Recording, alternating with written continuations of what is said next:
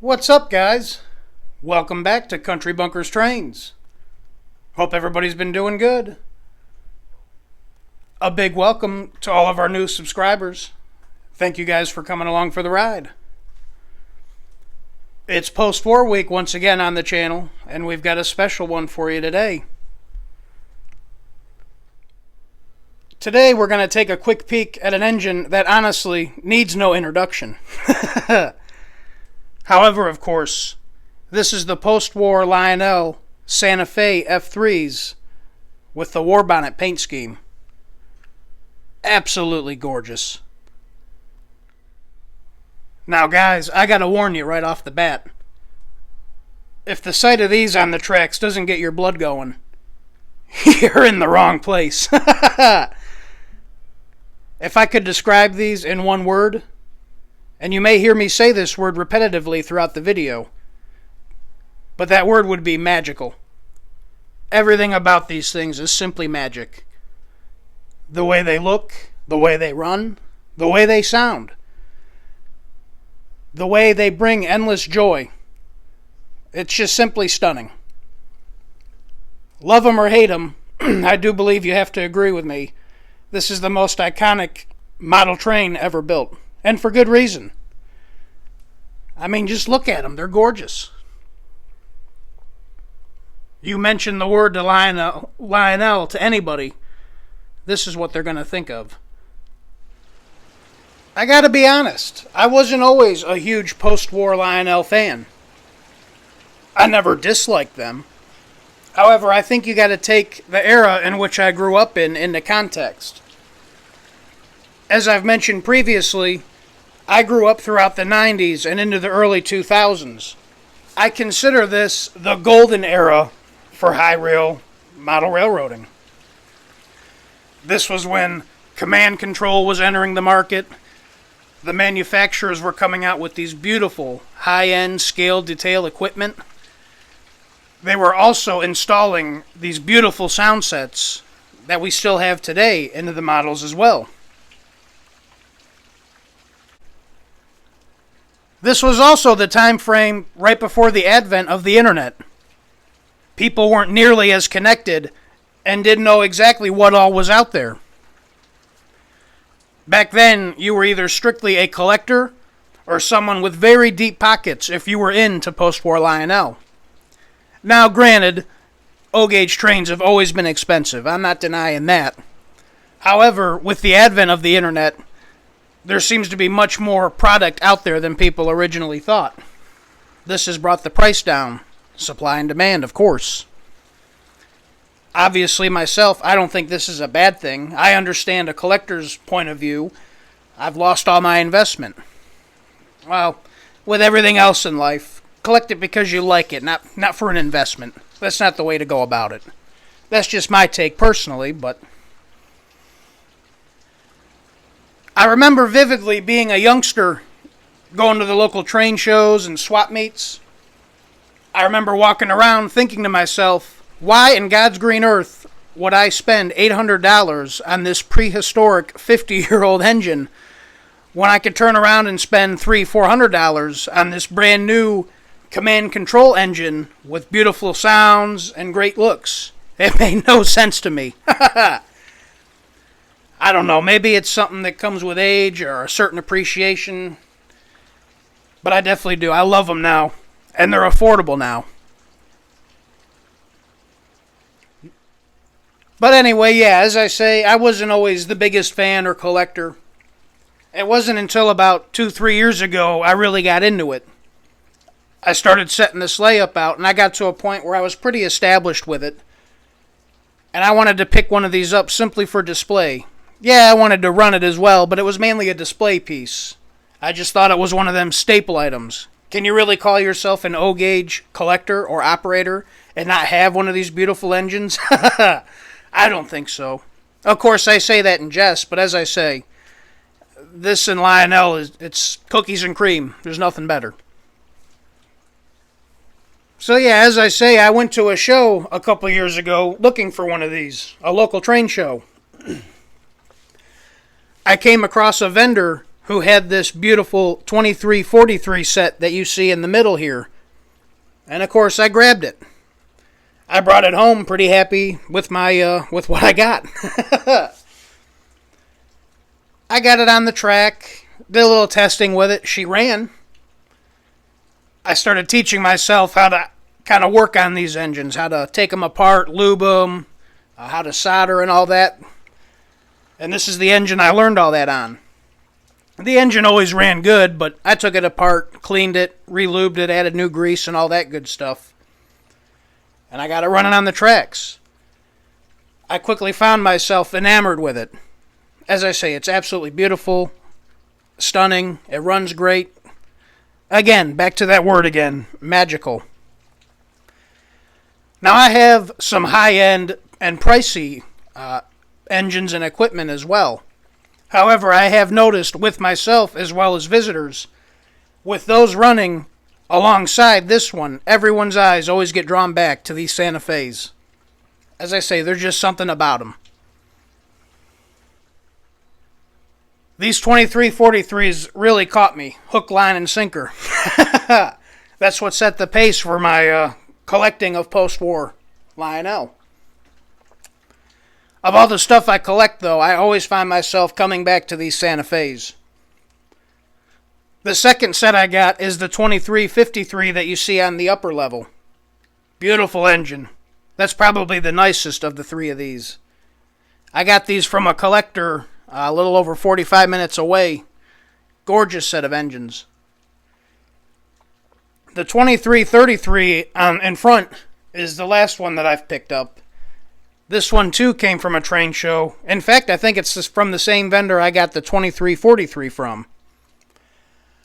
A lot of the collectors will tell you not to get engines from train shows, as normally they're people's rejects or the crappier stuff that they have from their collection.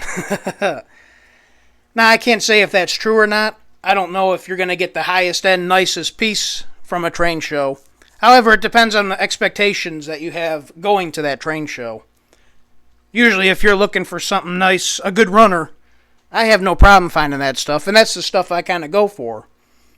I don't go crazy, buying the engines with their original boxes, absolute pristine shape and all that good stuff. Obviously, yeah, I love it, but again, it's not really my thing. I do have the original set of boxes for the 2353 up top. I do seem to notice with these engines, these are always the nicest engines for sale on the popular auction sites, forums, and whatnot. Maybe they had the paint just right for these. Maybe people adored them a little bit more and took a little bit better care of them. But they do always seem to show up in better shape than the other two, the older ones, the 2333 and the 2343. Just something I've noticed. I am missing two post-war Santa Fe F3's from my collection. The first one being the 2383, which was the last variation of this model during the post-war period, as well as the 027 model 2243. I will get these eventually. My post-war collecting has kind of taken a back seat this year. I've been pretty focused on expanding the layout, as well as with MTH announcing their possible departure or closure. I've been pretty occupied with getting all the stuff that I want from them while I still can pretty easily. So as I say, the post-war collecting's kind of taken a back seat. And I'll be honest, I have found myself running the post-war engines a little bit less than I used to. I've been getting so much great new command control engines, I've been enjoying the hell out of those. But I do still get these out and enjoy them as much as I can. They're not going anywhere. I'm not going to go crazy and all out on the descriptions of these engines, going through all the different variations and whatnot. If we did, we'd be here for quite a while.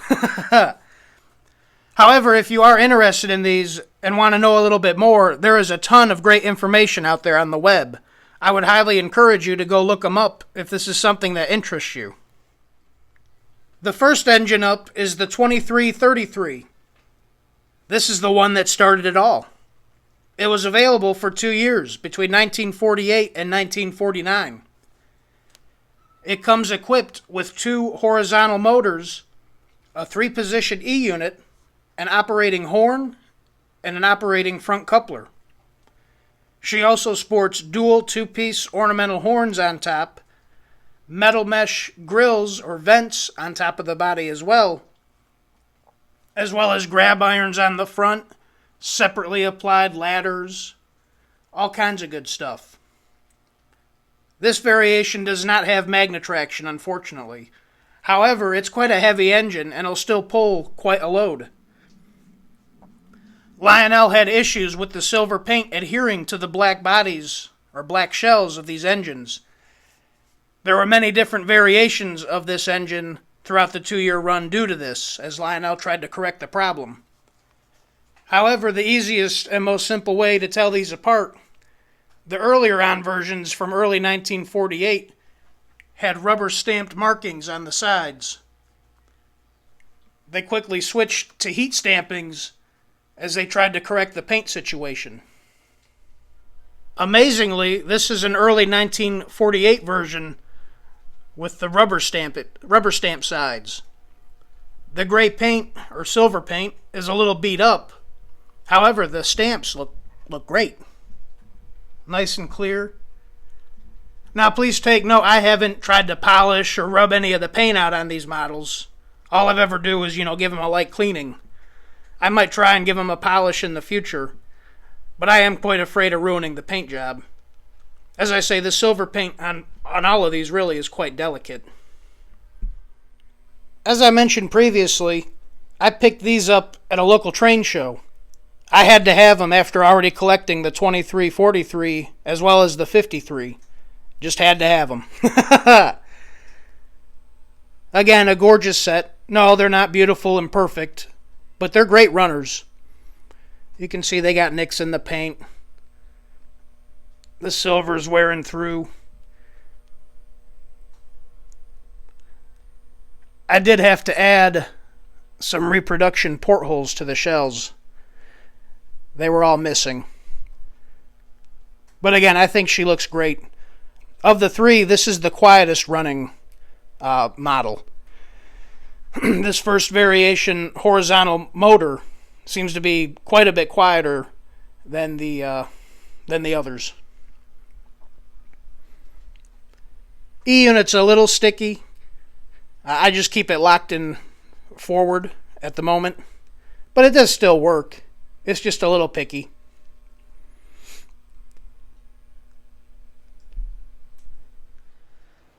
The second engine up is the 2343. This one was available for 3 years, from 1950 to 1952. This one is the Mac Daddy.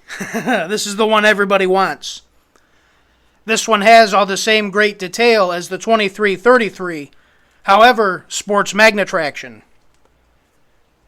This is the engine right before Lionel started to cheapen things up, which we'll see on the 2353 coming up next.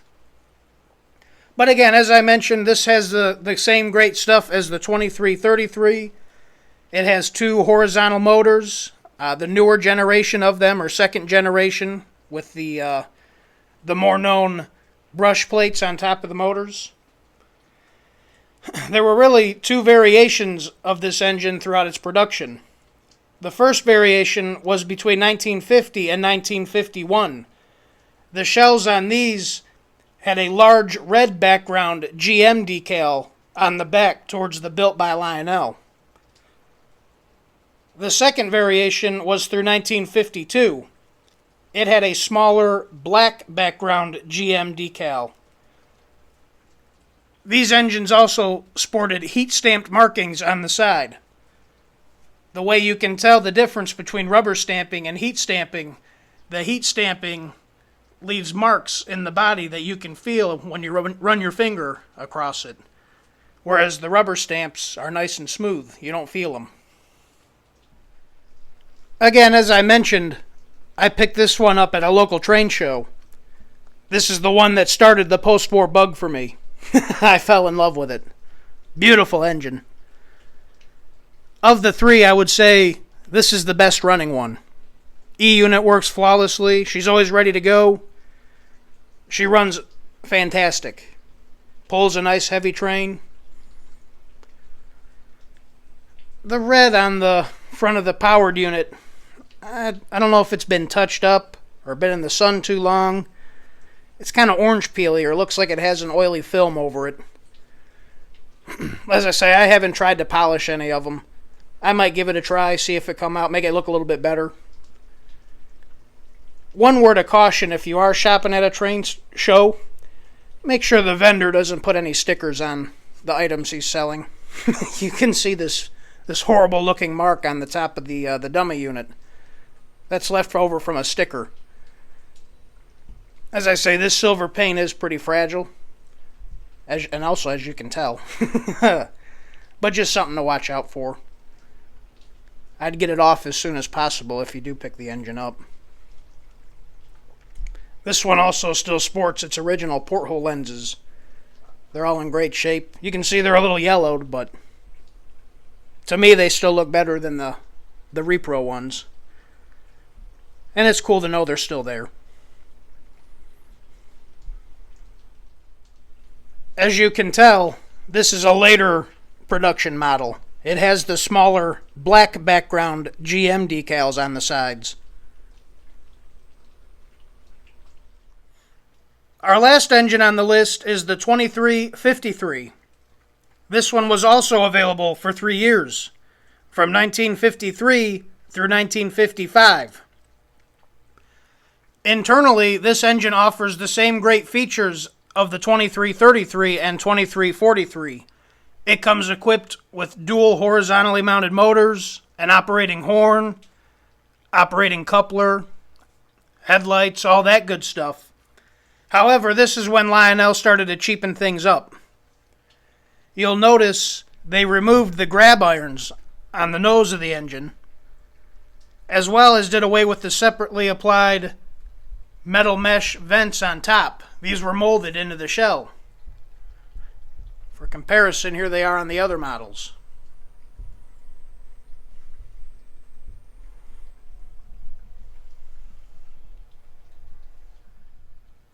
This engine also sported magnetraction, just as the 2343.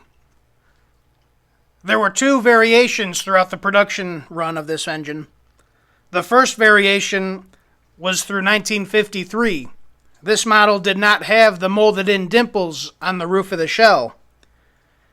The second variation came with the molded-in dimple, which was between 1954 and 1955.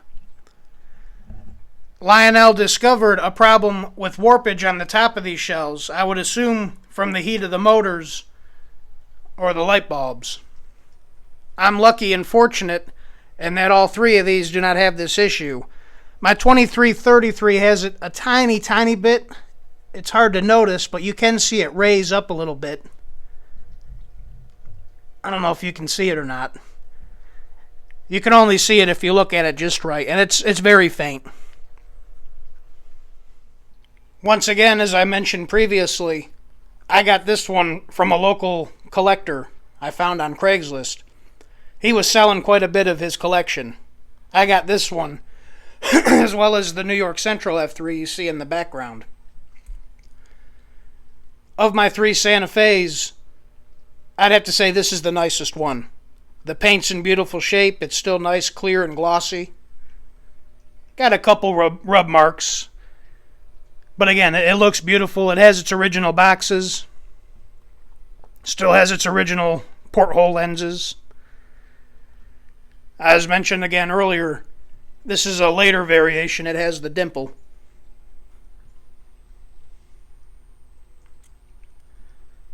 As I say, of the 3, this one's probably the most temperamental. It's also the loudest runner. I did rebuild the E-unit in this engine, and the E-unit works good. However, I messed up. The lever for the E-unit is a little loose, so I notice after it runs for a little bit, that lever will move and it'll stop. Not a big ordeal, but is what it is. And as I say, this thing is quite a bit louder than the other 2. But my 2354 New York Central from the same time era runs just as loud as this one. I've lubed both of them up, gave them a bunch of grease. They're still fairly loud. I'm not sure why. Currently, there seems to be a pretty big spectrum of value or cost for these engines. At least through last year. I haven't been paying much attention this year. I was hearing people on the forums saying prices have been creeping up with the pandemic going on. More people are staying home versus going to work and playing with their trains. But yeah, as I say, as of like last year, it seemed the street price for an average decent runner was around the $200 mark. You could find some decent deals out there, really good deals around the $150 mark. These are engines that run good or need a little bit of work, maybe aren't the best looking engines. However, really nice examples with their original boxes and such can still fetch upwards of $800 to $1,000. At least there seems to be a price point for everybody out there. But anyways, guys, let's go ahead and get these things fired up.